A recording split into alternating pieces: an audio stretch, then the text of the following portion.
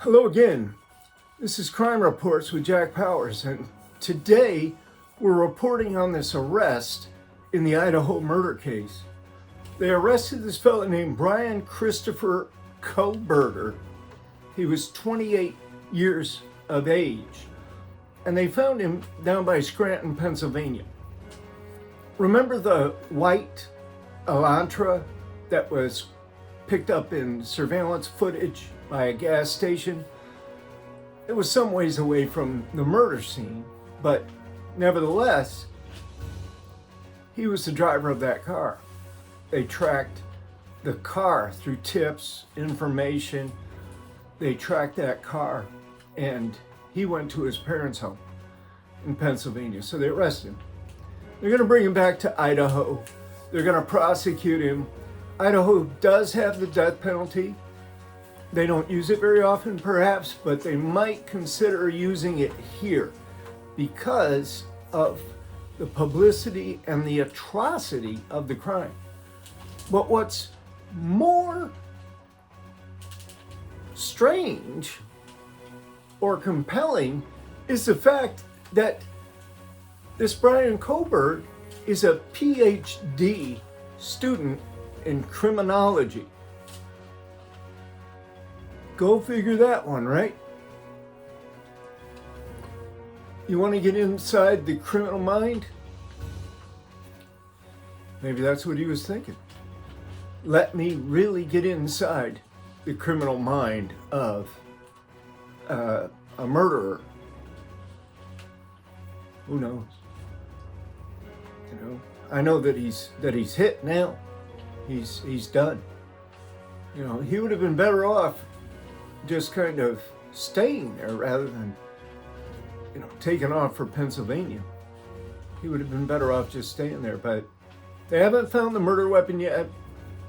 Probably never will. Don't know if there's DNA or not. It's a strong possibility that there is some kind of DNA because you don't do that kind of thing usually without getting some little nick or cut or leaving some little tiny speck of DNA behind. I mean, it can come right off your skin cells, your dead skin cells. That's how technical this science has become. So yeah, it's a serious matter for him. He's never going to get out of prison again, ever, ever, ever. That's for sure.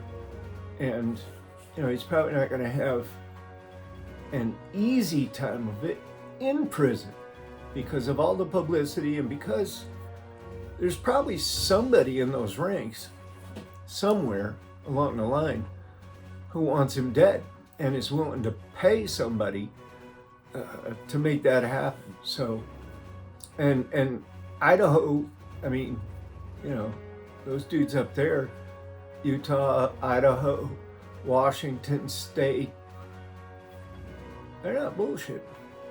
I can imagine that those are pretty tough prisons. So my prediction for this is this guy will be convicted. They'll come up with DNA evidence. They won't find the murder weapon. They won't get a confession out of him. But they will convict him. They will give him, I'm going to say that they're going to give him life without parole. And they're going to send him off to the penitentiary in Idaho and see what happens there. Maybe nothing happens. I mean, okay, we got another murderer down here on the range. So what, right? Place might be packed with people that have been convicted of murder. So you never really know about these things. But yeah, he's caught. The families are relieved. They're glad that a suspect has been taken into custody. But all these people that they accused, think of this. All of the people that were accused on YouTube, in the media, everywhere. Think about that. Don't you owe some kind of an apology for jumping to all those conclusions and getting out there and besmirching their names and their reputations. I mean, come on, man. Those people got a little bit of a cause of action, I think, especially now that he's been caught. So once he's convicted, that'll hammer that nail on in. But I don't know if they'll. I guess a professor has taken up a civil lawsuit because they accused him. But who knows how far that'll get. Defamation. It's just tough because you got to prove a lot of different elements. If it's an opinion, then it's protected by the First Amendment. If it's just your belief, just your opinion, it's First Amendment protected. You have to go way beyond that in order to meet the elements of defamation. So I don't see much coming of the civil side of things. The parents will be relieved to some degree. They'll never get over their grief. They'll never get over this episode. They'll always be traumatized. And that's just the way this thing plays out. And this dude's not going to confess. He's going to maintain his innocence all the way through. And that'll be it. He'll be convicted, sentenced to life without parole, and sent off to the penitentiary. That's my prediction. I'm Jack Powers. This is Crime Reports. Glad to have you with us. If you would, reach out right now and hit that subscribe button. Doesn't cost you anything. It helps me. It helps this channel. Eventually, it helps you because I'm able to bring content like this to you.